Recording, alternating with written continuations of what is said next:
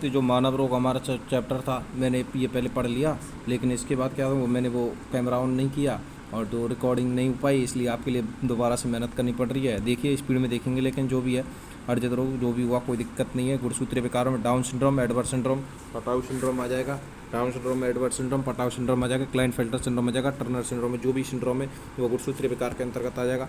संक्रामक रोग है, संक्रामक रोगों में अरक्तता, मेरेमस रिकेटस रोग आ जाएगा, मेरेमस अरक्तता रिकेटस रोग जाएगा, एडजगात आ जाएगा, कैंसर एलर्जी आ जाएगा, मद्यपान नस्ली वस्तुओं का प्रभाव भी इसके अंतर्गत आ जाएगा। इस संक्रामक रोगों के अंतर्गत क्या आ जाएगा, रक्त आ जाएगी, मेरेमस आ जाएगा, रिकेटस आ जाएगा, एडजगात आ जाएगा, कैंसर एलर्जी हो जाएगा, मद्यपान नस्ली पदार्थों का प्रभाव। संक्रामक रोग आपको ये याद रखना होंगे, इनमें से प्रश्न बनेगा, ये बेहद महत्वपूर्ण है क्योंकि इनमें से प्रश्न बनेगा कि जीवाणु जनित में कौन कौन से हैं। तो हैजा, डिप्थीरिया, क्षय रोग, टीबी, कोढ़, टिटनस, टाइफाइड, प्लेग, काली खांसी, निमोनिया, गोनेरिया, सिफिलिस और ट्रेकोमा। या स्पीड में देख रहे हैं ना, आपको ये याद रखना है, खुद रोक के देख लेना भाई, कोई दिक्कत नहीं है। हैजा, डिप्थीरिया, क्षय रोग, कोढ़, टिटनस, टाइफाइड, प्लेग, काली खांसी, निमोनिया, गोनेरिया, सिफिलिस और ट्रेकोमा। दो की स्पीड को कम कर लेना भाई, दो की स्पीड में मत लेना इसको। वायरस जनित क्या है, छोटी माता है, खसरा है, पोलियो है, रेबीज है, चेचक है, जनडंग, हर्पिस है, हेटेस है, एपिटाइटिस है, इन्फ्लुएंजा, फ्लू है, गलसुआ, जुकाम और कोरोना है। प्रोटोजन में मलेरिया है, अमीबियासिस है, कालाजार है, पायरिया है, अफ्रीकन निद्रा रोग है, अतिसार है। ठीक है, क्रेमी जनित रोग में फाइलियरेसिस है, टीनियसिस है, एस्क्योरिसिस है, जिसके अंतर्गत पीछे एसिस आ रहा है ना, वो क्रेमी जनित रोग है। और मलेरिया, अमीबियासिस, ये आपको याद रखना होगा, ये प्रश्न बनेगा। मलेरिया, अमीबियासिस, कालाजार, काला पाई, अफ्रीकन निद्रा, अतिसार, आसिया अफ्रीका, कालाजार, अपतिया, अमीबियासिस, मलेरिया। कवक जनित के अंतर्गत कहा जाएगा एथलीट फुट, दाद, खाज और गंजा। गंजा कौन है, गंजा में आ जाएगा कवक, एथलीट फुट, दाद, खाज और गंजा। ठीक है साहब। अब देखिए जीव रोग हैं, जू द्वारा फैलने वाले रोग हैं, रिसेप्टिस फीवर और ट्रेंच फीवर। जू द्वारा फैलने वाले रोग कौन है, रिसेप्टिस फीवर और ट्रेंच फीवर। रिलेप्सिस दो बार तीन बार बोल दूंगा, आपको स्पीड में बोलूंगा, लेकिन जू द्वारा फैलने वाला रोग है, रिलैप्सिंग रोग है, क्योंकि मैं मेरा टाइम खराब नहीं कर सकता। रिलैप्सिंग फीवर और ट्रेंच फीवर, जू द्वारा फैलने वाला रोग है, रिलैप्सिंग फीवर और trench fever. Relapsing fever, trench fever. मक्खी द्वारा फैलने वाला, घरेलू मक्खी से दस्त होता है, घरेलू मक्खी से तो भैया दस्त होगा, पेचिस होगा, एजाय होगा, डाइफाइड होगा। बालू के संग कालू, बालू मक्खी, कालाजार। सीसी मक्खी, सीसी भैया नींद की सीसी ले लें, निद्रा रोग है भैया, ये मक्खी द्वारा आ जाएंगे फैलने वाले, कि घरेलू मक्खी से दस्त होंगे, पेचिस होगा, हैजा होगा, टाइफाइड होगा। बालू के संग कालू है तो कालाजार है, और सीसी मक्खी निद्रा रोग। रक्त द्वारा फैलने वाले, रक्त के द्वारा होगा, एडस होगा, सिफिलिस होगा, मलेरिया होगा, हेपेटाइटिस बीसीडी। कौन सी हेपेटाइटिस है, बीसीडी है, और सिफिलिस है, एडेसी है, मलेरिया है। मलेरिया भी रक्त के द्वारा होता है। मच्छर द्वारा फैलने वाले रोगों में मलेरिया, जापानी मस्तिष्क, हाथी पांव, पीली बुखार, डेंगू, चिकनगुनिया, जीका वायरस। कौन कौन से वायरस, पीली बुखार, चिकनगुनिया, मलेरिया, जापानी मस्तिष्क, हाथी पांव, पीली बुखार, dengue, chikungunya, Zika virus, chikungunya, dengue, पीला बुखार, हाथी पांव, जापानी मस्तिष्क, मलेरिया। लैंगिक संसर्ग के रोग, एडस, हेपेटाइटिस बीसीडी, हेपेटाइटिस कौन से, बीसीडी, गोनेरिया, सिफिलिस, ल्यूकेरिया, ये लैंगिक संसर्ग से होते हैं। आपको ये याद रखना। चलो यहाँ तक कोई अगर याद भी नहीं है कोई दिक्कत नहीं, लेकिन यहाँ से आपको प्रश्न देखने को मिल जाएगा। दूषित जल व भोजन द्वारा फैलने वाले रोगों में पोलिया है, टाइफाइड है, पेचिस है, हेपेटाइटिस कौन से, ये है, और रह जाए काली टाई पोशाक। ऐसी ट्रिक बना सकते हैं, काली टाई पहनी पोशाक, या पी दो आ जाएंगे, काली टाई नहीं, टाई पोशाक, पीली पोशाक याद रख लो, पीली पोशाक से पी पोलिया और पीचिस, और टाई, पीली टाई से टाइफाइड, और हेपेटाइटिस है, पीली टाई है तो हेपेटाइटिस यही, और हैजा आपको याद रखना छूने से होते हैं। छोटी मैया और बड़ी मैया, छोटी माता, बड़ी माता, चेचक और कुष्ठ रोग, लेप्रोसी याद रखना होगा। देखिए, और जो है जीवाणु जनित रोगों में हैजा है, विब्रियो कोलेरी से होता है, दूषित भोजन जल द्वारा होता है। ठीक है, हैजा जो होता है विब्रियो कोलेरी है, दूषित जब भोजन व जल संक्रमित व्यक्ति है, उल्टी व दस्त, जल की कमी, पेशाब का बंद होना, आत्म यह लक्षण है, पानी से उबालकर शुद्ध करके पीना, हैजा का टीका करा जाता है। टाइफाइड, टाई से आ जाएगा, टाई से एंथ्रेक्लाइडियम टाइप, यह मियादी बुखार है। टाइप ए साइलमोनी टाइप, प्रदूषित जल रोगी के द्वारा मूत्र व थूक के द्वारा मक्खी द्वारा रोग फैलता है। सिर दर्द द्वारा डायरेक्ट आता है, बिडाल परीक्षण किसके द्वारा होता है, तो टाइफाइड में होता है। टाइफाइड का टीका लगवाना, क्लोरोमाइसिटिन वर्ग एंटीबायोटिक्स लेना, ये क्या है, इसके हम उपचार के लिए कर सकते हैं। टेटनस, क्लास्ट्रीडियम टेटनस से याद रख लो, टेटनस जबड़ों का नहीं खुलना, इसे धनुष्टंकार रोग भी कहते हैं। किसी शरीर के भागों में चोट लगने पर जब घाव बन जाता है तब ये जीवाणु धूल गोबर आदि के रास्ते से प्रवेश करता है। भाई साहब घाव बन जाए, तेज बुखार और शरीर में ऐंठन हो जाती है, जबड़े में मांसपेशियां सिकुड़ी होती हैं, अवस्था में जकड़ होती है, जबड़े बंद हो जाते हैं, पूरा शरीर धनुष के आकार में तन जाता है भाई साहब, इसलिए इसको धनुष्टंकार रोग भी कहा जाता है। एंटी टेटनस वैक्सीन का इंजेक्शन दिया जाता है। डीपीटी का टीका ध्यान रखना, डीपीटी का टीका 3 लोगों में टेटनस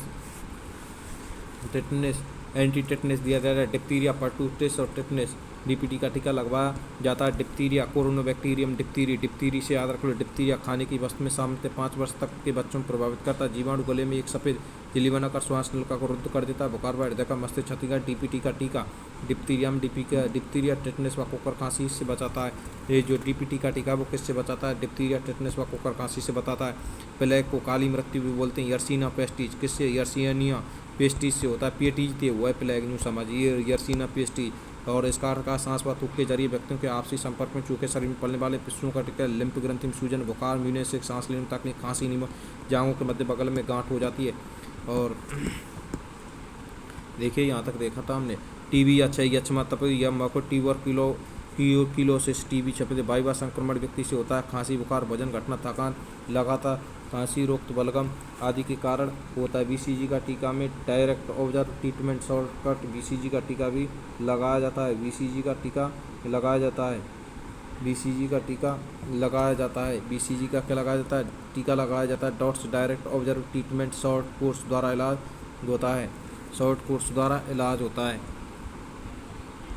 टीबी, यक्षमा, तपेदिक, माइक्रोबैक्टीरियम, ट्यूबरकुलोसिस वायु संक्रमण व्यक्ति के संक्रमण द्वारा होता है। खांसी, बुखार, वजन घटना, थकान, फेफड़े से प्रभावित लगातार खांसी है तो मालूम में बीसीजी का टीका doctor direct observe treatment short course द्वारा इलाज होता है। कुष्ठ रोग या लेप्रोसी, हैंसन रोग है। माइक्रोबैक्टीरियम लेप्री, घाव से निकलने वाले पदार्थ द्वारा केवल मनुष्य में त्वचा पर चकत्ते बनने में घाव को जाते, हाथ पांव की पंगुलियां। कुष्ठ रोग, लेप्रोसी रोग, लेप्री से याद रखना। माइक्रोबैक्टीरियम लेप्री, बीसीजी का टीका कुष्ठ रोग में बीसीजी का बैसिलस कालमेट्रिगुरिन, इसके फुल फॉर्म में बीसीजी का। और बीसीजी का टीका किया जाता है कुष्ठ रोग में। कुष्ठ है जा बीसी कर ले भाई, bacillus Calmette Guerin. MDT multi drugs therapy भी अपनाई जाती है। किसके अंतर्गत? कुष्ठ रोग के अंतर्गत बीसीजी का टीका भी अपनाया जाता है। और अपने एमडीटी मल्टी ड्रग्स थेरेपी अपना जाती है। सिप्लेस, ट्रोपोनोमा पैलिडम, सिप्लेस रोगी के साथ संभोग करने से संक्रमित सुई व रक्त की मां से पुत्र को भी होता है। सेशन व योनि के लाल रंग के दाने पड़ जाते हैं। यकृत व मस्तिष्क की प्रभावित, पेनिसिलिन का सेवन किया। काली खांसी, कोकर खांसी। पर्टूसिस कौन सी? बॉल्टोटेनला पर्टूसिस हवा द्वारा होता है। लगातार खांसी आना। काली खांसी, डीपीटी का टीका लगवा। ट्रेकोमा, क्लास्ट्रीडियम, ट्रेकोमेटिस, क्लेमाइडिया, ट्रेकोमेटिस संक्रमित वस्तु से उपयुक्त दृष्टि कमजोर हो जाते हैं। आंख में दर्द बना रहता है। ट्रोकोमा से रोगाणु विरोधी एंटीबायोटिक्स व मलहम, पेनिसिलिन का क्लाइम प्रयोग करना। कौन सा? तो रोगाणु विरोधी है, ठीक है। ट्रेकोमा जो है क्लास्ट्रीडियम ट्रेकोडिया संक्रमित वस्तुओं के बहुत दृष्टि कमजोर हो जाती है। आंख में दर्द बनना। रोगाणु विरोधी एंटीबायोटिक्स, मलहम, पेनिसिलिन, क्लास्ट्रीडियम प्रयोग करना है, ठीक है।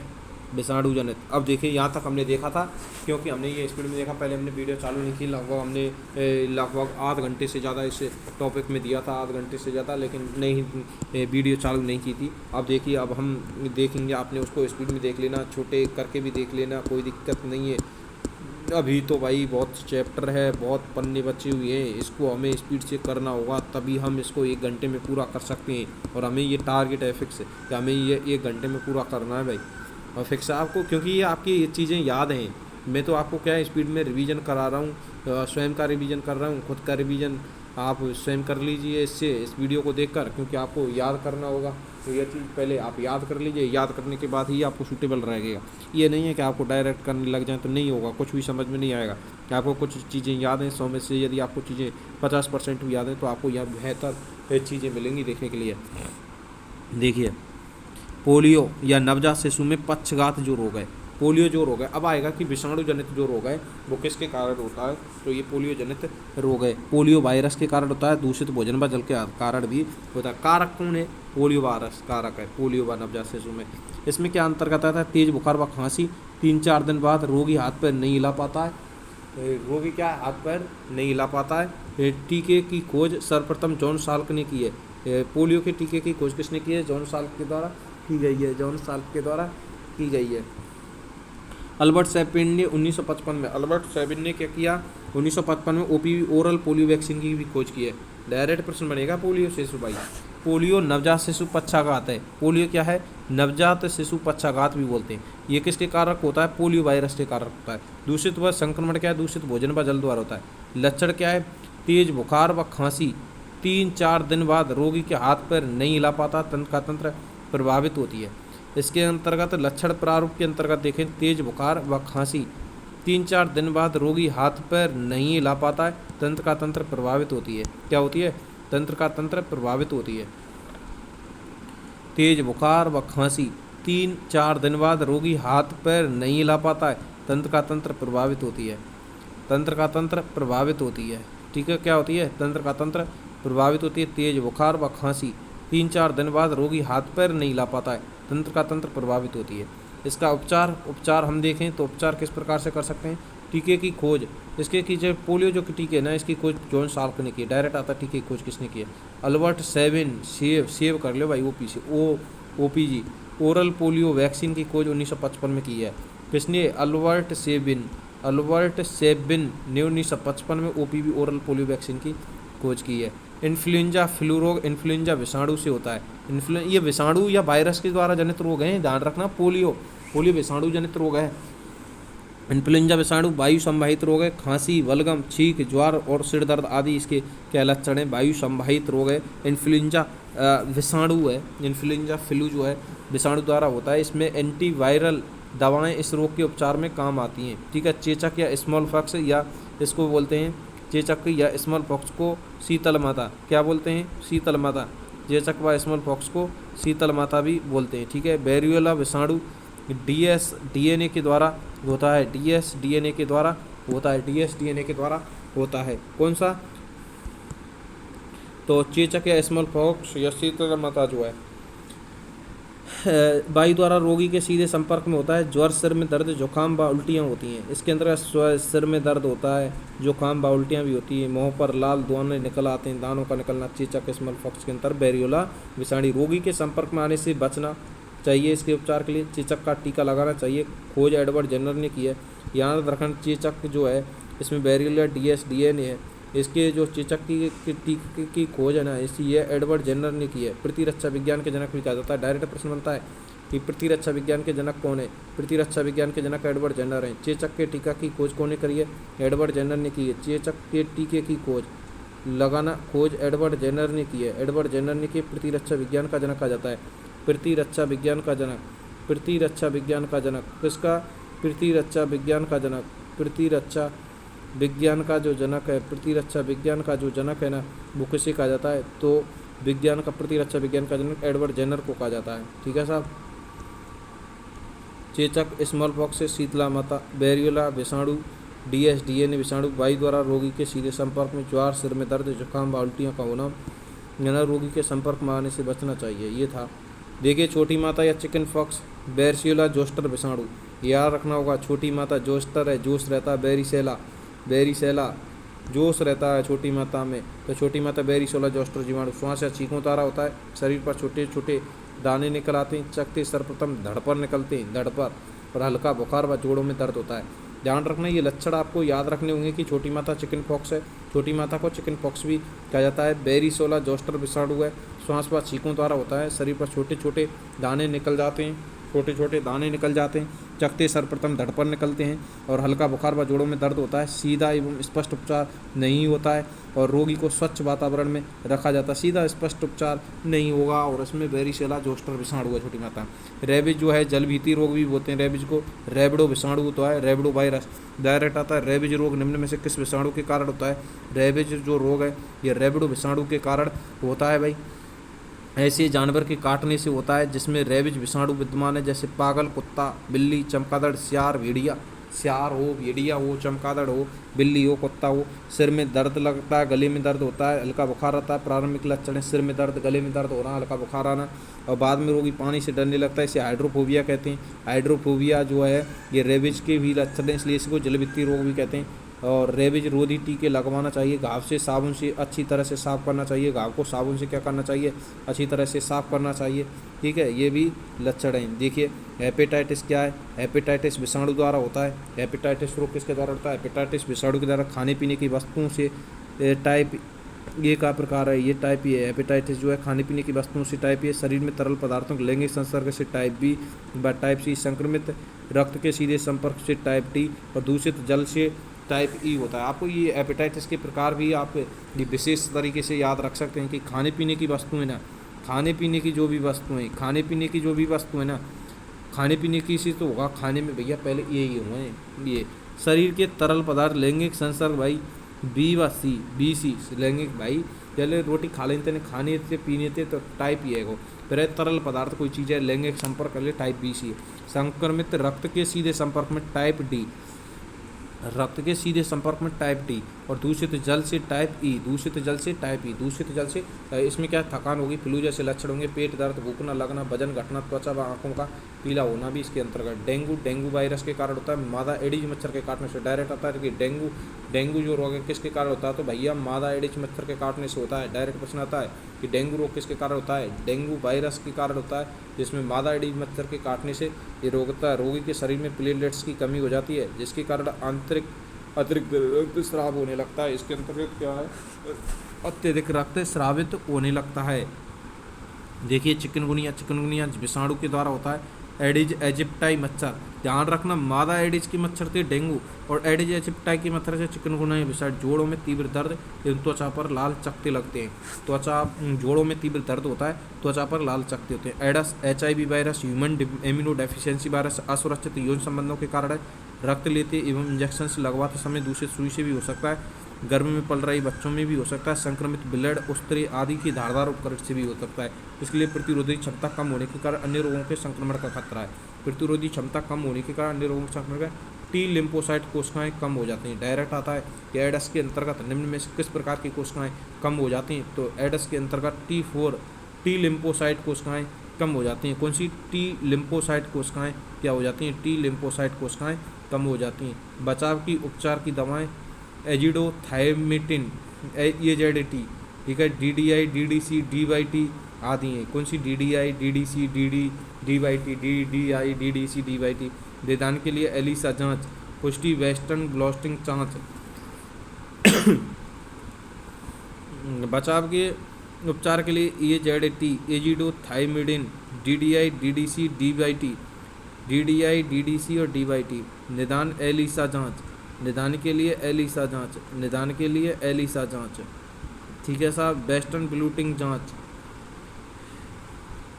ब्लूटिंग जांच, वेस्टर्न ब्लोटिंग जांच, कन्फर्मेटरी टेस्ट, पुष्टि वेस्टर्न ब्लोटिंग जांच।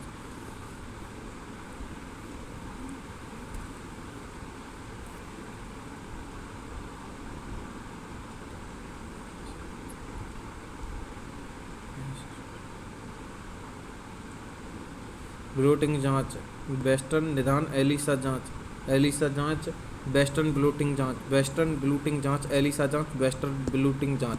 कैंसर होता है ओको वायरस से। कैंसर किससे होता है, कैंसर होता है ओको वायरस से। कैंसर किससे होता है, ओको वायरस से। कोश का विभाजन अनियंत्रित, कोश का विभाजन तीव्रता से। कैंसर के अंतर्गत क्या हो जाएगा, ओको वायरस से होगा, ओको वायरस से होगा भाई, ओको वायरस से होगा। कोश का विभाजन अनियंत्रित, कोश का विभाजन तीव्रता से। शरीर में अनियंत्रित कोश का विभाजन वाले गांठ का निर्माण। प्रारंभिक अवस्था में गांठ में दर्द नहीं होता है, अग्रिम अवस्था में गांठ में असहनीय दर्द होता है। आगे शल्य क्रिया, कोबाल्ट रेडियोथेरेपी व कीमोथेरेपी द्वारा भी इसका उपयोग किया जाता है। कैंसर का उपचार के अंतर्गत कीमोथेरेपी भी कभी भी प्रयोग किया जाता है। कीमोथेरेपी, कोबाल्ट रेडियो या कीमोथेरेपी। कीमोथेरेपी कैंसर ओके हो कैंसर के अंतर्गत आपने बोल दिया ओको हो, ओको वायरस। कोश का विभाजन अनियंत्रित, कोश का विभाजन तीव्रता। शरीर में अनियंत्रित कोश का विभाजन वाले क्षेत्र गांठ का निर्माण। प्रारंभिक अवस्था में गांठ में दर्द नहीं होता, अग्रिम अवस्था में गांठ में ऐसा नहीं दर्द होता है। सर्दी जुकाम से किसके कारण होता है, राइनो वायरस के कारण होता है। सर्दी जुकाम के अंतर्गत वायरस कौन सा है, जुकाम के अंतर्गत होता है राइनो वायरस। कौन सा वायरस, राइनो वायरस, ठीक है। इसके अंतर्गत क्या होगा, वायु द्वारा श्वास नलिका के ऊपर की श्लेष्मा झिल्ली, नाक तथा गला संक्रमित, आंख व नाक से तरल पदार्थ निकलना और आंखों में जलन होता है। क्या होगा, वायु द्वारा जो श्वास नलिका के ऊपर की श्लेष्मा झिल्ली, नाक तथा गला के संक्रमित होगा। विटामिन सी की मात्रा का बढ़ाना, भाप लेना।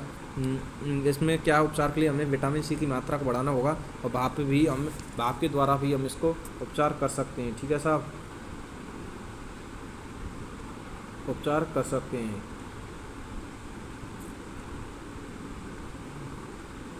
ये चीज़ें आपको देखनी होंगी, आपको देखनी होंगी।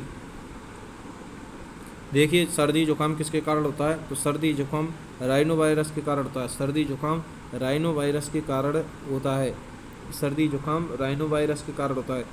सर्दी जुकाम किसके कारण होता है? राइनो वायरस के कारण होता है। वायु द्वारा श्वास नलिका के ऊपर श्लेष्मा झिल्ली, नाक तथा गला, तरल पदार्थ का निकलना, आंखों का जलना, विटामिन सी की मात्रा का बढ़ना, भाप लेना आदि। स्वाइन फ्लू है इन्फ्लुएंजा H1N1 वायरस से होता है। स्वाइन फ्लू स्वाइन फ्लू होता है H1N1 से होता है। H1N1 से होता है। H1N1 से होता है। H1N1 से होता है। स्वाइन फ्लू किससे होता है? इन्फ्लुएंजा H1N1 से होता है। Swine flu influenza H1N1 virus Culex प्रजाति के मच्छरों द्वारा होता है। क्यूलेक्स प्रजाति के जो मच्छर हैं ना, उनके द्वारा होता है। क्यूलेक्स प्रजाति के जो मच्छर हैं उनके द्वारा होता है। सर्दी जुकाम के समान लक्षण दिखाई देते हैं। ठीक है, इसके अंतर्गत क्या है? सर्दी जुकाम के समान क्या हमें लक्षण दिखाई देते हैं? सर्दी जुकाम के समान हमें लक्षण दिखाई देते हैं। सर्दी जुकाम के समान हमें लक्षण दिखाई देते हैं। और क्या है इसके उपचार के लिए? सर्दी जुकाम के समान लक्षण हो गए जुकाम के rhino virus, swine flu, influenza H1N1, Culex प्रजाति के मच्छर द्वारा सर्दी जुकाम समान लक्षण दिखाई दे। धान के खेत में क्यूलेक्स मच्छर के पनपने के लिए ताने ये रोग दक्षिण पूर्व एशिया के कई स्थानों पर फैलता है। खसरा, मिजल्स, रूबियोला विषाणु, इसके द्वारा रूबियोला विषाणु। ठीक है साहब, खसरा, रूबी खसरा संक्रमित व्यक्ति द्वारा खांसने छींकने से, नाक व गले में सोत, कान व चेहरे के पास हल्के गुलाबी चकत्ते, खसरे का टीका MMR का टीका लगाया जाता है। देखिए, एलिसा एंटीजेनी linked immune bird flu H, ये चीज़ें आपको देखनी होंगी कि ये क्या चीज़ें हैं। देखिए, एलिसा परीक्षण जो होता है ना, उसकी फुल फॉर्म में एंजाइम लिंक्ड इम्यून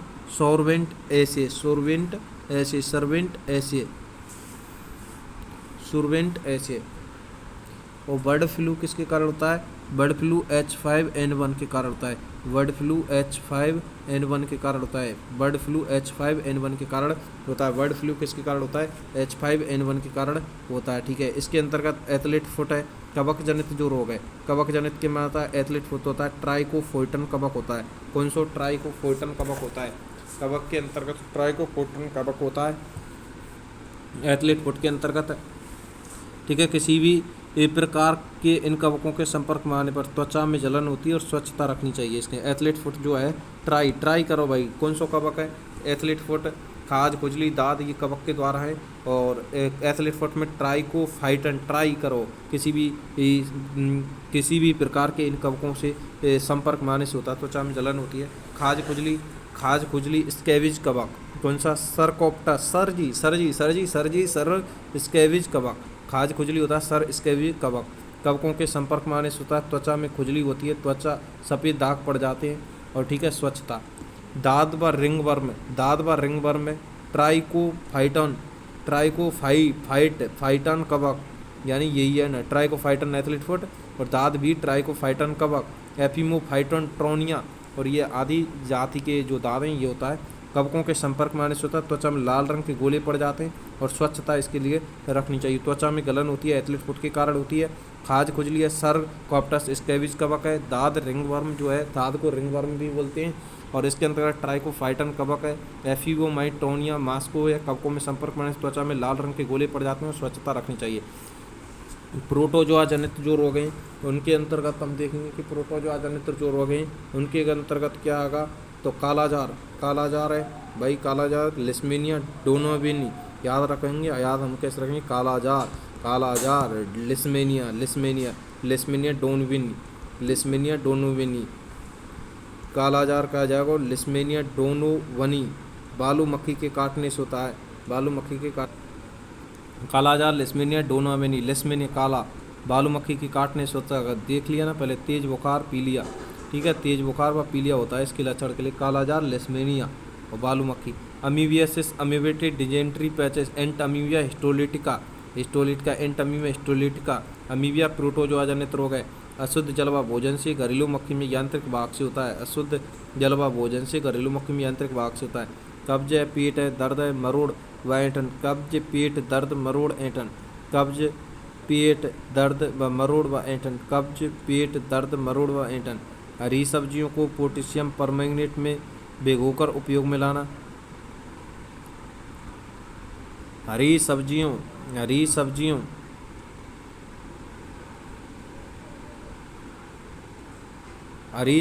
को पोटेशियम परमैंगनेट में भिगोकर उपयोग में लाना। रोगी की पूरी सफाई में रखना, रोगी की क्या रखना, पूरी सफाई रखना। हरी सब्जियों पोटेशियम परमैंगनेट में भिगोकर उपयोग में लाना, यानी हरी सब्जियों के पोटेशियम परमैंगनेट में भिगोकर उपयोग में लाना, ठीक है। रोगी को पूरी सफाई रखना, रोगी को क्या रखनी चाहिए, पूरी सफाई रखनी चाहिए। हरी सब्जियों को पोटेशियम परमैंगनेट में भिगोकर उपयोग में लाना, हरी सब्जियों को भिगोकर पोटेशियम परमैंगनेट में भिगोकर उपयोग में लाना। रोगी की पूरी सफाई में रखना, रोगी को पूरी सफाई रखना, रोगी को क्या रखना, पूरी सफाई रखना। हरी सब्जियों को पोटेशियम परमैंगनेट में भिगोकर उपयोग में लाना और रोगी को पूरी सफाई रखना, ठीक है साहब। कब्ज है, पेट है, दर्द है, मरोड़ व ऐंठन है। और अशुद्ध जलवा भोजन में घरेलू मक्खी यांत्रिक वाहक है, Entamoeba histolytica, amoebiasis amoebated dysentery patches. अब देखिए मलेरिया क्या है, प्लाज्मोडियम प्रोटोजोआ, प्लाज्मोडियम प्रोटोजोआ से होता है मलेरिया भाई साहब। इसका वाहक है मादा एनाफ्लीज, डायरेक्ट मलेरिया याद है हमने तो भैया कि मलेरिया प्लाज्मोडियम प्रोटोजोआ से होगा। और या को भू भाग का है मादा एनाफ्लीज मच्छर, मादा एनाफ्लीज मच्छर। ये प्रोटोजोआ मानव शरीर में लीवर तथा प्लिया को संक्रमित कर देता है। जो कौन सा मादा एनाफ्लीज मच्छर है, प्लाज्मोडियम जो प्रोटोजोआ है, ये प्रोटोजोआ में मानव शरीर में लीवर तथा प्लिया को संक्रमित कर देता है और लाल रक्त कोशिकाएं तेजी से नष्ट होने लगती हैं। और इसके कारण क्या होता है कि प्रोटोजोआ मानव शरीर में लीवर तथा प्लिया को संक्रमित कर देता है और लाल रक्त कोशिकाएं तेजी से नष्ट होने लगती है। इसके लिए कुनिन नामक दवा, डेराफ्रिम नामक दवा भी दी जाती है। यानी जो मलेरिया है ये प्लाज्मोडियम प्रोटोजोआ के कारण होता है और इसका वाहक मादा एनाफ्लीज मच्छर है। ये प्रोटोजोआ मानव शरीर में लीवर तथा प्लिया को संक्रमित कर देता है, लाल रक्त कोशिकाएं तेजी से नष्ट होने लगती हैं। कुनिन नामक दवा व डेरोफ्रिम नामक दवा में इसका प्रयोग हो जाता है। मलेरिया में कौन सी दवा, मलेरिया के अंतर्गत दवा है भाई, ये एक तो है कुनिन नामक दवा, एक कुनिन नामक दवा और एक डेराफ्रिम नामक दवा है, डेराफ्रिम नामक दवा है। देखिए अब देखेंगे कृमि जनित रोग। कृमि जनित रोग के बाद कितने पन्ने बचेंगे भाई, 3 पन्ने बचेंगे। अब हो जाएगा ये भाई, हम इसको 1 घंटे से पहले कर देंगे। देखिए कृमि जनित रोग, तो कृमि जनित रोग के अंतर्गत का फाइलोरिया हाथीपाँव, फीलपाँव या एलिफेंटिस। क्या हो जाएगा इसके अंतर्गत, फाइलेरिया हाथीपाँव, फीलपाँव, एलिफेंटाइटिस हो जाएगा। इसके अंतर्गत क्या हो जाएगा, फाइलेरिया हाथीपाँव, फीलीपाँव, एलिफेंटेसिस, ब्रूचेरिया ब्रैंकोटाई मादा क्यूलेक्स मच्छर के कारण होता है। यानी फाइलेरिया हाथीपाँव, फीलपाँव या एलिफेनेटाइटिस विक्टोरिया ब्रिक्टिस गोलक्रेमी है। यानी ये आपको बुचेरेरिया ब्रैक्टोप्टाई गोलक्रमी, कौन सा, फाइलेरिया हाथीपाँव, फीलपाँव, एलिफेंटाइसिस, फाइलेरिया हाथीपाँव, फीलपाँव, एलिफेंटाइटिस, ब्रूचेरिया ब्रैंकोप्टाई गोलक्रमी, ब्रूचेरिया ब्रैंकोप्टाई गोलक्रमी मादा क्यूलेक्स मच्छर द्वारा, ठीक है। फाइलेरिया हाथीपाँव, फीलपाँव, एलिफेंटाइटिस, ब्रूचेरिया ब्रैंकोप्टाई गोलक्रमी, ब्रूचेरिया मादा क्यूलेक्स मच्छर द्वारा होता है। मादा फाइलेरिया हाथीपाँव, फीलपाँव, एलिफेंटाइटिस, बुचेरेरिया ब्रैंकोप्टाई गोलक्रमी, बुचेरिया ब्रैंकोप्टाई गोलक्रमी मादा क्यूलेक्स मच्छर द्वारा। शरीर के अंगों में सूजन आ जाती है, विशेषकर पाँव में सूजन आ जाती है। रोगों की शुरुआत के साथ ही तेज बुखार आता है। रोग की शुरुआत के साथ ही स्वच्छ पानी का प्रयोग करना चाहिए, ठीक है। क्यूलेक्स मच्छरों को मारने के लिए एथिल कार्बमेंजिन का प्रयोग किया जाना चाहिए। डाई एथिल कार्बमेंजिन का प्रयोग करना चाहिए। डाई एथिल कार्बमेंजिन का प्रयोग करना चाहिए। डाई एथिल कार्बमेंजिन का उपयोग करना चाहिए। कौन कौन सा? फाइलेरिया, हाथी पाँव, फील पाँव, एलिफेंटाइटिस, ब्रूचेरिया, ब्रोंकोप्टाई, गोलकृमि, मादा क्यूलेक्स मच्छर द्वारा शरीर के अंगों में सूजन आ जाती है, विशेषकर पाँव में सूजन और रोगों की शुरुआत में। फाइलेरिया, हाथी पाँव, फील पाँव, ब्रूचेरिया, ब्रोंकोप्टाइस। स्वच्छ पानी, क्यूलेक्स मच्छर द्वारा मरने के लिए डाईएथिल कार्बमेंजिन का प्रयोग। एस्केरियोसिस लुम्ब्रिकाइडिस, आंत्रकृमि, गोलकृमि। एस्केरियोसिस क्या रोग है? एस्केरियोसिस जो रोग है ये कृमि जनित रोग है और ये एस्केरिस लुम्ब्रिकाइडिस, आंत्रकृमि या गोलकृमि इसके नाम से जाना जाता है। दूषित भोजन व जल से होता है। पेट में दर्द, आंत्र अवरोध, पेशीय पीड़ा, आंतरिक रक्तस्राव, ज्वर और स्वच्छता। ठीक है। टीनियासिस, टीनिया सोलियसिस, परजीवी, फीताकृमि। टीन पे भैया फीता डाल रहा है तो टीनियासिस, फीताकृमि, टीनियासिस सोलियसिम, परजीवी। संक्रमित सुअर का अधपका मांस खाने से। संक्रमित जो शुगर है ना, शुगर का मांस खा लेंगे उससे है। लक्षण स्पष्ट रूप से दिखाई नहीं पड़ते हैं। केंद्रीय तंत्र का तंत्र प्रभावित होती है।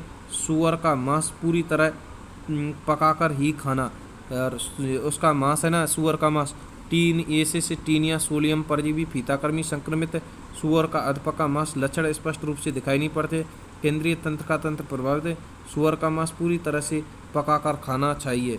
ठीक है, खाना चाहिए भाई साहब। टीनियासिस, टीनिया परजीवी, संक्रमित सुअर लक्षण के कारण होता है। ठीक है। कौन कौन से रोग हुए? फाइलेरिया, फील पाँव, कृमि जनित में फाइलेरिया, फील पाँव, हाथी पाँव, एस्केरियोसिस और टीनियासिस। ब्रूचेरिया, लिम्ब्रिक, गोलकृमि, एस्केरियोसिस, टीनिया सलोनी, परजीवी, मादा क्यूलेक्स मच्छर, दूषित भोजन व संक्रमित है। अब देखिए ये था हमारा यहाँ तक रोग। अब इसमें 2-3 जो रोग हैं उनका हमारा ये नीचे वर्णन है और इसके बाद हमारा ये रोग चैप्टर हो जाएगा। क्या 2 पन्ने बचे हैं बस, 2 पन्ने बचे हैं, आप तो ये मानिए।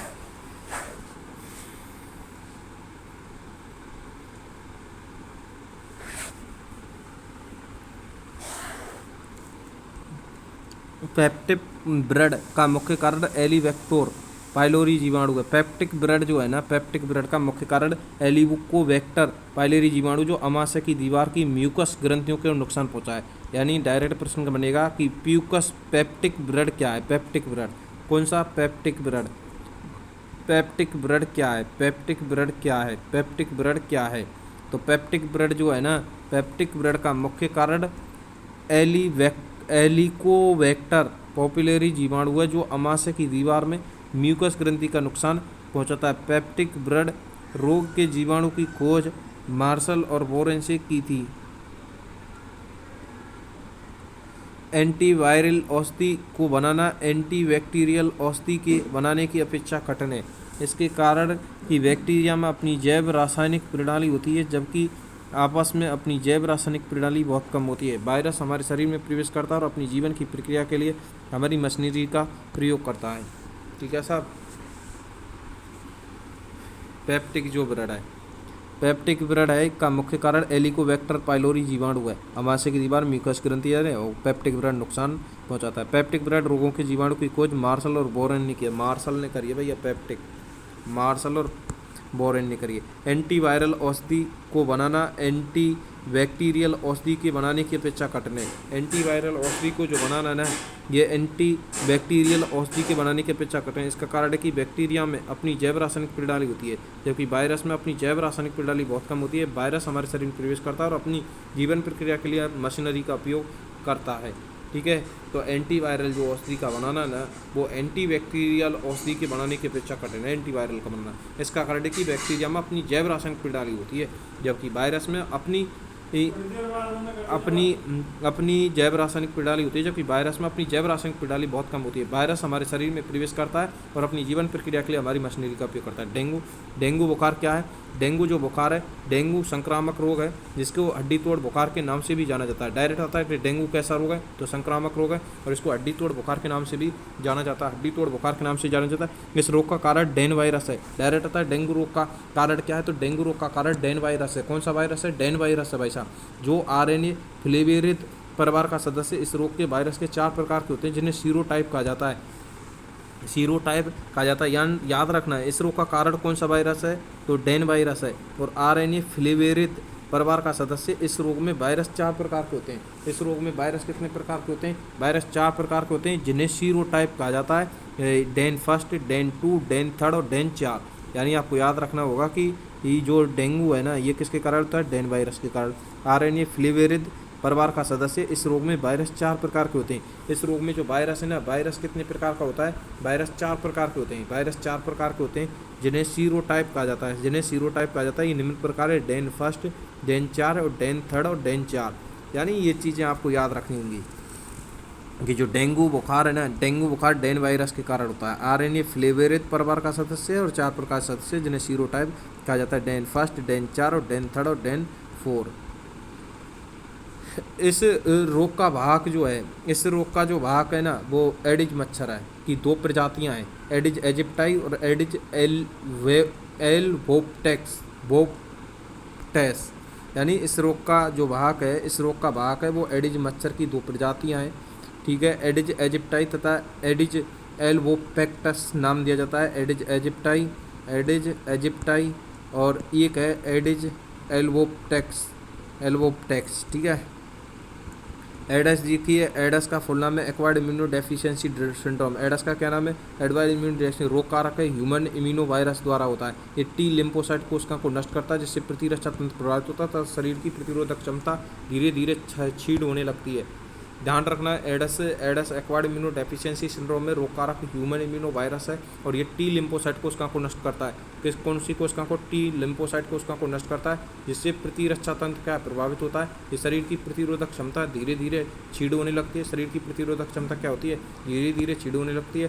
संक्रमण का कारण असुरक्षित यौन संबंध, संक्रमित व्यक्ति के रुधिरायन, संक्रमित सुई व संक्रमित माँ से शिशु में एलिसा एंजाइटा लिंक्ड इम्यूनोसॉर्बिट ऐसे ये परीक्षण प्रारंभिक पहचान हेतु किया जाता है। डायरेक्ट क्या रखना कि एलिसा जो है, एलिसा एंजाइम लिंक्ड इम्यूनोसॉर्बेंट है। क्या है, एलिसा एंजाइम लिंक्ड इम्यूनोसॉर्बेंट है। अजीता,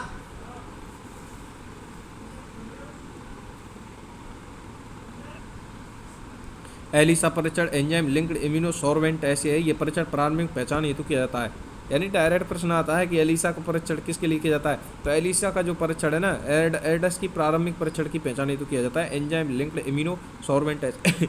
वेस्टर्न ब्लॉटिंग टेस्ट क्या है, निश्चयात्मक परीक्षण, अधिक विश्वसनीय। वर्तमान में जो एडस के जब संक्रमण की जाँच करते हैं ना तो उसके लिए एलिसा परीक्षण करता है। ये परीक्षण प्रारंभिक पहचान हेतु किया जाता है। जबकि वेस्टर्न ब्लॉटिंग टेस्ट है ना, ये निश्चयात्मक परीक्षण है, अधिक विश्वसनीय व सटीक होता है।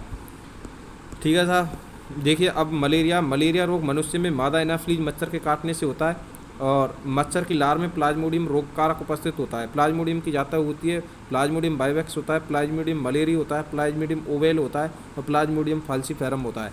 ठीक है, ये चीज़ें होती हैं। तो मलेरिया रोग है, मलेरिया रोग मनुष्य में मादा एनाफिलीज मच्छर के काटने से होता है। मच्छर की लार में प्लाज्मोडियम रोग वाहक होता है। प्लाज्मोडियम की जनता है, प्लाज्मोडियम बाइवेक्स होती है, प्लाज्मोडियम मलेरी होती है, प्लाज्मोडियम ओवेल होती है और प्लाज्मोडियम फैल्सीफेरम होती है। क्या होती है, प्लाज्मोडियम फैल्सीफेरम होती है, प्लाज्मोडियम फैल्सीफेरम होती है, प्लाज्मोडियम फैल्सीफेरम होती है, प्लाज्मोडियम फैल्सीफेरम होती है, प्लाज्मोडियम फैल्सीफेरम होती है।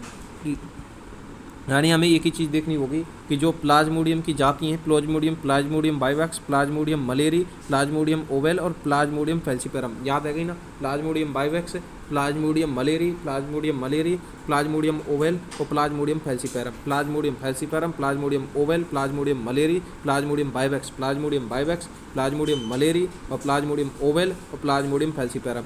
यह प्रोटोजोआ से होने वाली बीमारी है तथा ये प्लाज्मोडियम प्रोटोजोआ के कारण होती है। इनमें से प्लाज्मोडियम फैल्सीफेरम द्वारा होने वाले दुर्दम मैलिग्नेंट सबसे गंभीर है। ये घातक भी हो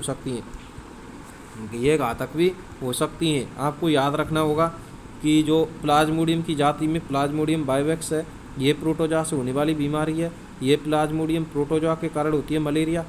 प्लाज्मोडियम प्रोटोजोआ के कारण इनमें से प्लाज्मोडियम फैल्सीफेरम द्वारा होने वाली प्लाज्मोडियम ये फैल्सीफेरम है जो है ना, प्लाज्मोडियम फैल्सीफेरम द्वारा होने वाली दुर्दम मैलिग्नेंट सबसे गंभीर है और ये घातक भी हो सकती है। यानी जो प्लाज्मोडियम फैल्सीफेरम से होगा ना, प्लाज्मोडियम फैल्सीफेरम वो बहुत ही दुर्दम मैलिग्नेंट सबसे गंभीर होगी भाई, गंभीर होगी। प्लाज्मोडियम जीवाणु प्लाज्मोडियम जीवाणु स्पोरोजाइट्स के रूप में मानव शरीर में प्रवेश करता है। प्लाज्मोडियम जीवाणु है ना जो स्पोरोजाइट्स प्लाज्मोडियम जीवाणु है ना स्पोरोजाइट्स के रूप में मानव शरीर में क्या करता है, प्रवेश करता है। मलेरिया में आरबीसी फट जाने से टॉक्सिक पदार्थ हीमोजॉइन निकलता है और जो टिट्रॉन और पीड़क 3 से 4 दिन के अंतराल में आने लगती है। इसके लक्षण है ना जो गोभी सी फट जाती है और टॉक्सिक पदार्थ हीमोजॉइन निकलता है। टॉक्सिक पदार्थ होता है हीमोजॉइन निकलता है जो टिट्रॉन और पीड़न 3 से 4 दिन के अंतराल में आने से ज्वर के लिए उत्तरदायी है। दवा इसके कोने सिंकोना छाल का उपचार किया जाता है भाई। मानव गुणसूत्र, मानव में 23 जोड़े गुणसूत्र हैं, 22 जोड़े गुणसूत्र नर में, मादा में सामर्थ्य से अलिंग गुणसूत्र, काय गुणसूत्र ओटोसोम कहते हैं। क्या कहते हैं? काय गुणसूत्रों का एक अन्य नाम है ओटोसोम। काय गुणसूत्रों का नाम है ओटोसोम। काय गुणसूत्रों का नाम है ओटोसोम। जबकि मादा में एक जोड़ी XX होता है, जबकि गुणसूत्र नर में XY गुणसूत्र रहते हैं जिन्हें लिंग गुणसूत्र एलोसोम कहते हैं। एलोसोम गुणसूत्र किसको कहते हैं? जो XX मादा में और XY पुरुष में पाया जाता है, इन्हें एलोसोम गुणसूत्र कहते हैं। जबकि हम चर्चा करें कि अलिंग गुणसूत्र के अंतर्गत जो 22 जोड़ी गुणसूत्र होते हैं इन्हें अलिंग गुणसूत्र या काय गुणसूत्र कहते हैं, उन्हें ओटोसोम गुणसूत्र कहते हैं। जबकि मादा में एक जोड़ा XY गुणसूत्र रहते हैं जिन्हें लिंग गुणसूत्र एलोसोम गुणसूत्र कहते हैं, जो इनके नर व मादा होने का निर्धारण करता है। पुरुष में 2 गुणसूत्रों में से X गुणसूत्र बड़ा व Y गुणसूत्र छोटा होता है। मादा में दोनों गुणसूत्र एक समान होते हैं। मादा में दोनों जो गुणसूत्र है ना वो एक समान होते हैं। पुरुषों में 2 गुणसूत्रों में से X गुणसूत्र बड़ा व Y गुणसूत्र छोटा होता है। मादा में दोनों गुणसूत्र एक समान होते हैं। गुणसूत्रों में से X गुणसूत्र, पुरुषों में जो 2 गुणसूत्र होते हैं X गुणसूत्र बढ़ता है, Y गुणसूत्र छोटा होता है। मादा में दोनों गुणसूत्र एक समान होते हैं। कभी कभी गुणसूत्रों की निर्धारित संख्या में कुछ परिवर्तन भी आ जाते हैं। इस अतिरिक्त गुणसूत्रों की अधिसंख्या गुणसूत्र कहते हैं। देखिए, एक गुणसूत्रीय विकार के जो रोग होते हैं वो कौन कौन से हैं? एक डाउन सिंड्रोम रोग है। ये कौन सा रोग है? तो डाउन सिंड्रोम रोग है। इस आनुवंशिक विकार का कारण 21वें गुणसूत्रों के अतिरिक्त प्रति आ जाने से इस रोग से ग्रस्त व्यक्ति छोटे कद, छोटे गोल सिर के होते हैं। मुंह आंशिक रूप से खुला रहता है। मुंह आंशिक रूप से क्या रहता है इनका? मुंह आंशिक रूप से खुला रहता है और मानसिक विकार अवरुद्ध हो जाता है। 21वें गुणसूत्र की अतिरिक्त प्रति के आ जाने से व्यक्ति छोटे कद व छोटे गोल सिरे के होते हैं। ये चीज़ याद रखनी होगी कि डाउन सिंड्रोम कौन से गुणसूत्र की अतिरिक्त प्रति आ जाने से होता है। तो 21वें गुणसूत्र की, कौन से गुणसूत्र की? 21वें गुणसूत्र की। यह भाई साहब रीट में आया था ये प्रश्न कि जो डाउन सिंड्रोम में कौन से गुणसूत्र की उससे होता है अतिरिक्त प्रति से, तो गुणसूत्र की तो 21वें गुणसूत्र की अतिरिक्त वृद्धि से ये होता है। ठीक है, होता है। व्यक्ति छोटे कद, छोटे गोल सिर के होते हैं। मुंह आंशिक रूप से इनका खुला रहता है। मानसिक विकास इनका अवरुद्ध हो जाता है। एडवर्ड सिंड्रोम और 18वें गुणसूत्र जोड़े में एक अतिरिक्त गुणसूत्र जोड़ने से होता है। 18वें गुणसूत्र एक अतिरिक्त ऐड, 18 को ऐड दे दे भाई, 18 को ऐड दे दे। ठीक है।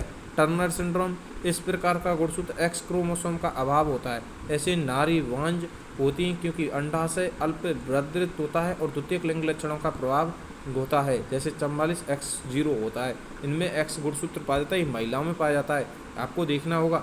सिंड्रोम देखिए हमने, डाउन सिंड्रोम, डाउन 21 हमने डाउन करता है, 18 को ऐड दिए, 21 हमने डाउन कर दे भाई। टर्नर सिंड्रोम जो होता है X गुणसूत्र की कमी से कारण होता है, X क्रोमोसोम की कमी से नारी वांझ हो जाती है क्योंकि अंडाशय अल्पवृद्धित होता है। ये टर्नर सिंड्रोम नहीं, ये मादा में होता है। क्लाइनफेल्टर जो सिंड्रोम है, क्लाइनफेल्टर सिंड्रोम देखिए, क्लाइनफेल्टर सिंड्रोम ये बीमारी पुरुषों में होती है। क्लाइनफेल्टर किस में होती है? टर्नर, नर आ रहा है कहीं, आप वो मत कराना। टर्नर मादा में होता है। टर्नर किस में होता है? मादा में होता है भाई साहब, टर्नर मादा में होता है। और क्लाइनफेल्टर जो है हमारी बीमारी पुरुषों में पाई जाती है। किस में पाई जाती है? पुरुषों में पाई जाती है। क्लाइनफेल्टर ये बीमारी पुरुषों में पाई जाती है। ठीक है साहब। और इस बीमारी में पुरुषों में होती है। इनकी कोशिका में 46 की अपेक्षा 47, 48, 49 गुणसूत्र हो जाते हैं। इसकी अतिरिक्त संख्या XY क्रोमोसोम की होती है। यानी क्लाइनफेल्टर पुरुषों में होती है और इनमें X या Y गुणसूत्र की अतिरिक्त वृद्धि हो जाती है और इसके कारण 44XXY हो सकता है, 44XX XXXY हो सकता है। पटाऊ सिंड्रोम क्या है? 13 पटाऊ 13 पटाऊ सिंड्रोम 13वें जोड़े में एक अतिरिक्त गुणसूत्र का बढ़ना 13वें जोड़े में एक अतिरिक्त गुणसूत्र का बढ़ना। पटाऊ सिंड्रोम भी वृद्धि के कारण होता है। 13वें जोड़े में गुणसूत्र का अतिरिक्त गुणसूत्र का बढ़ना। ये बीमारी महिला एवं पुरुष दोनों में होती है। पटाऊ सिंड्रोम में पटाने की क्रिया तो दोनों हो रही, दोनों औरतें हुआ है, तो भैया पटाऊ सिंड्रोम नर व मादा दोनों होती है। जहाँ 21 गुणसूत्र की एक अतिरिक्त वृद्धि वो आ जाती है। एडवर्ड सिंड्रोम में 18वें गुणसूत्र की अतिरिक्त वृद्धि आ जाती है। और भैया टर्नर सिंड्रोम मत का नारी बांझ हो जाती है और एक्स गुणसूत्र की कमी आ जाती है।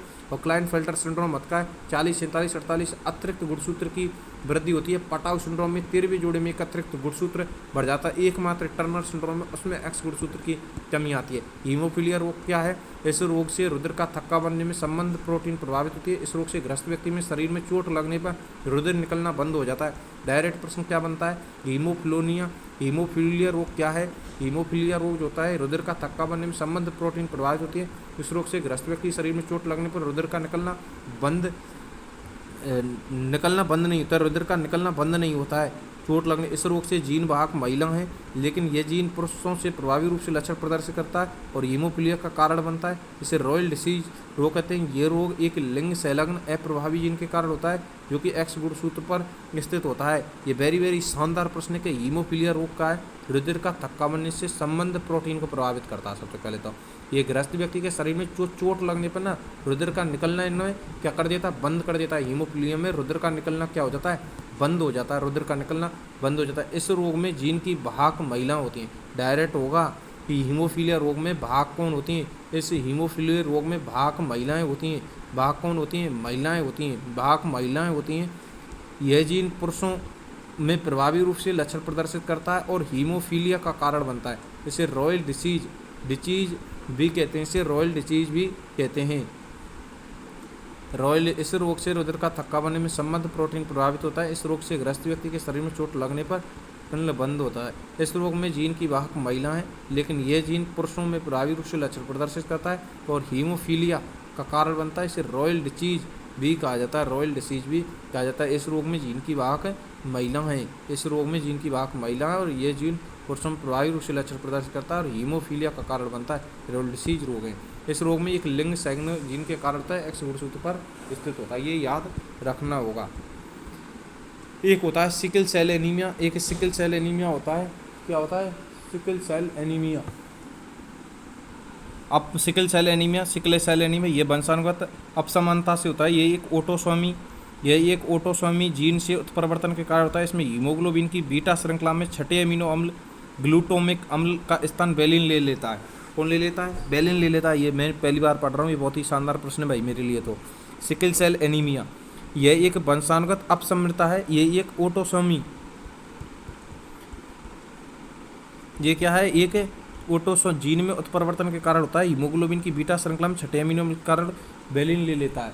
छठे अमीनो अम्ल के कारण वेलिन लेता है। इसमें लाल रक्त कणिका अपना वास्तविक आकार बदलकर एवं विकृत होकर हाशिया के आकार में हो जाते हैं। ये दोषपूर्ण हीमोग्लोबिन के कारण होता है। आरबीसी ऑक्सीजन का परिवहन नहीं कर पाती है।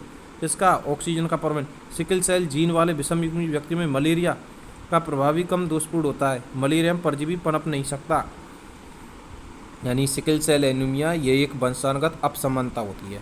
यही एक ओटोसोमी जीन में उत्परिवर्तन के कारण होता है। ठीक है। ओटोसोमी जीन वे काय गुणसूत्र हैं जिनमें इसमें हीमोग्लोबिन की बीटा श्रृंखला में छठे अमीनो अम्ल में ग्लूटामिक अम्ल का स्थान वेलिन ले लेता है। कौन से अम्ल का? ग्लूटामिक अम्ल का। इसमें लाल रक्त कणिका अपना वास्तविक आकार बदलकर एवं विकृत होकर हाशिया के आकार की हो जाती हैं और यह दोषपूर्ण हीमोग्लोबिन के कारण होता है। यह आरबीसी ऑक्सीजन का परिवहन नहीं कर पाती है। ठीक है। सिकल सेल जीन वाले विषम युग्मजीवी व्यक्तियों में मलेरिया का प्रभाव कम होता है। सिकल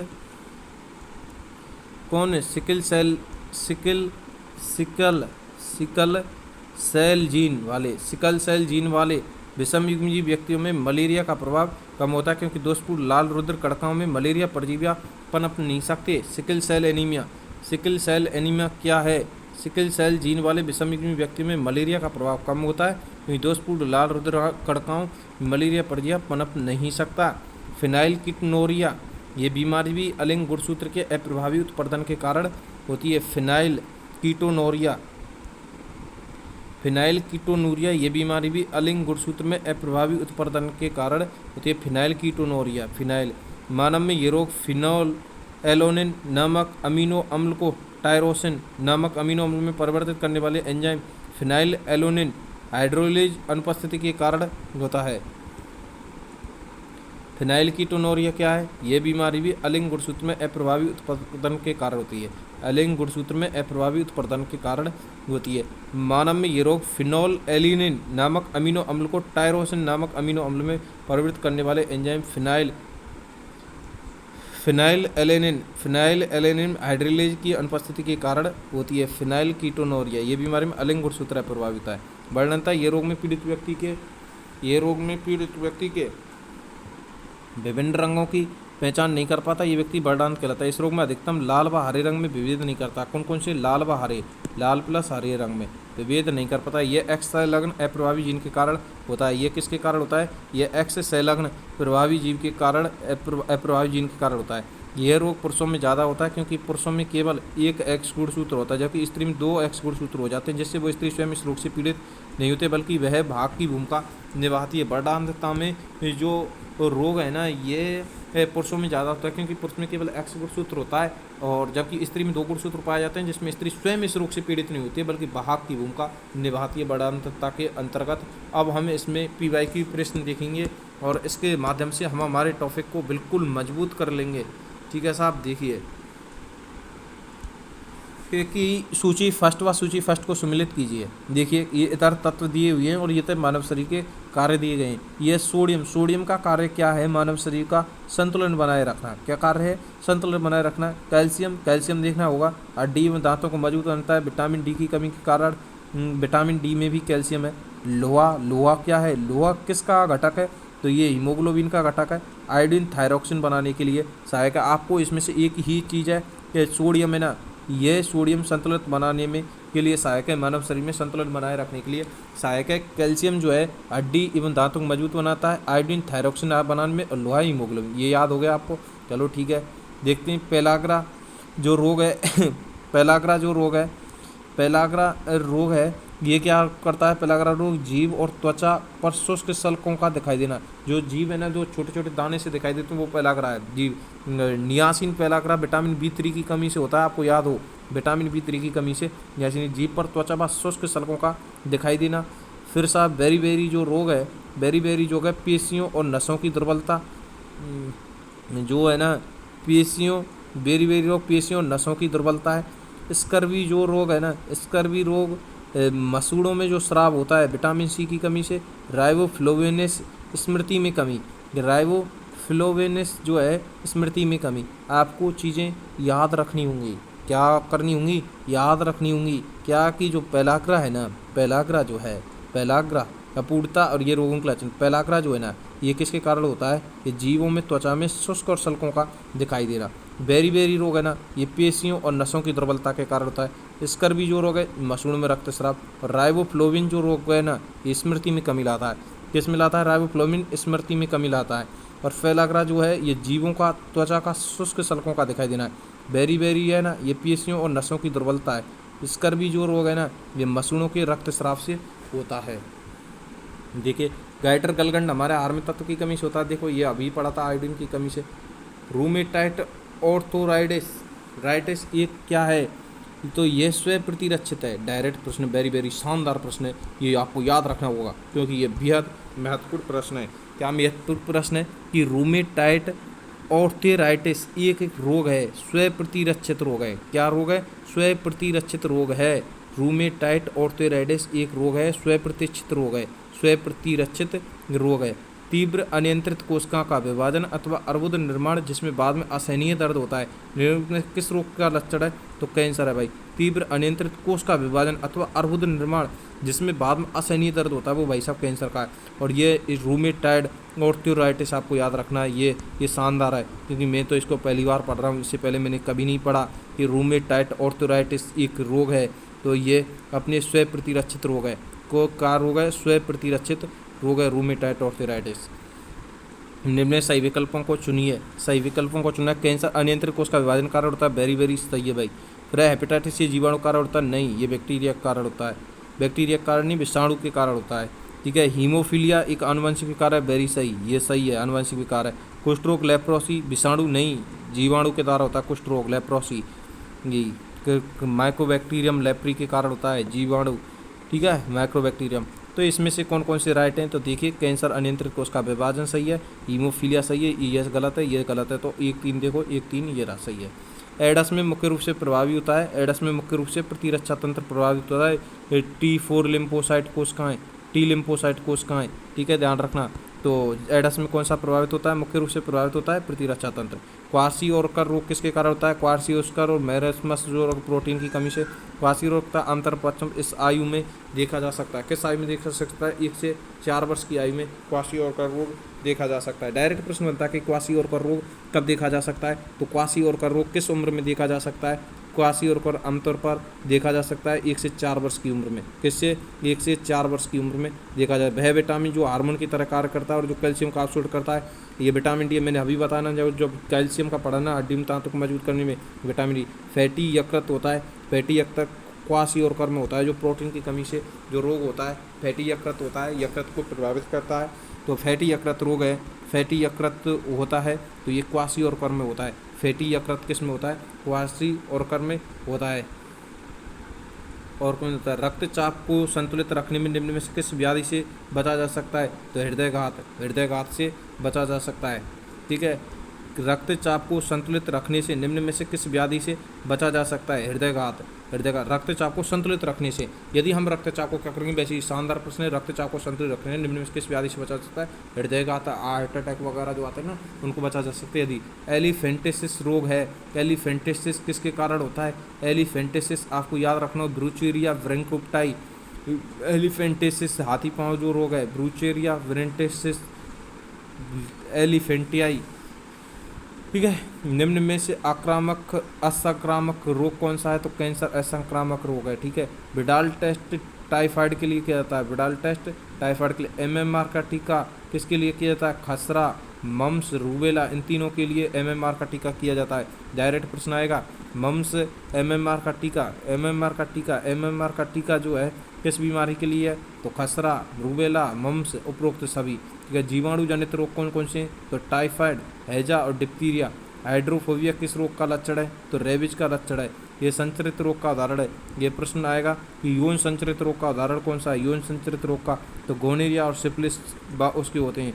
आइए देखिए, निम्न में से जीवाणु जनित या बैक्टीरिया जनित का उदाहरण कौन सा है, कुष्ठ रोग जो है यह अपने जीवाणु जनित है या बैक्टीरिया जनित है। क्षय रोग भी है, डिप्थीरिया है और टिटनेस है, क्लास्ट्रीडियम टिटनी, कुष्ठ रोग, माइक्रोबैक्टीरियम लेप्री, डिप्थीरिया, माइक्रोबैक्टीरियम डिप्थीरियाई। तो ये सभी किसके कारण है, क्षय रोग, तपोदिक या क्षय रोग या क्षमा जैसे बोलते हैं, तो ये इसमें ये सभी जीवाणु जनित रोग हैं। ये हमने रोग चैप्टर पढ़ा, इस हिसाब से हमने धीरे धीरे करके कुछ व्यवधान हुए, प्रारंभ किया है, कुछ चीज़ें हमने अभी स्टार्ट की हैं, अभी हमें समझने में थोड़ा टाइम लगेगा, लेकिन जैसा भी है मैं आपके लिए कर रहा हूँ और ये चीज़ें आपके लिए बेहद महत्वपूर्ण हैं। ये कलाम की बुकलेट साइंस का हमने टोटल रिवीजन करा दिया है, प्रत्येक चैप्टर का करा दिया है, जिसमें जो प्रत्येक चैप्टर दिया है आप इसको बार बार देखिए। लगभग मैंने इसको 6 से 7 घंटे में कवर करने का प्रयास किया। एक बार आप पहले पढ़ लीजिए इसको, और पढ़ने के बाद आप इसको 2 की या 1.5 की स्पीड पर आप इसको ले सकते हैं। और मेरे चैनल भाई नरेंद्र कुरका को सब्सक्राइब करें। ऐसी ही और जो कलाम की बुकलेट बची हुई हैं उनका हम इसी प्रकार से आपको रिवीजन करा देंगे धीरे धीरे, ठीक है। धन्यवाद साहब, राम राम साहब, जय हिंद, जय भारत।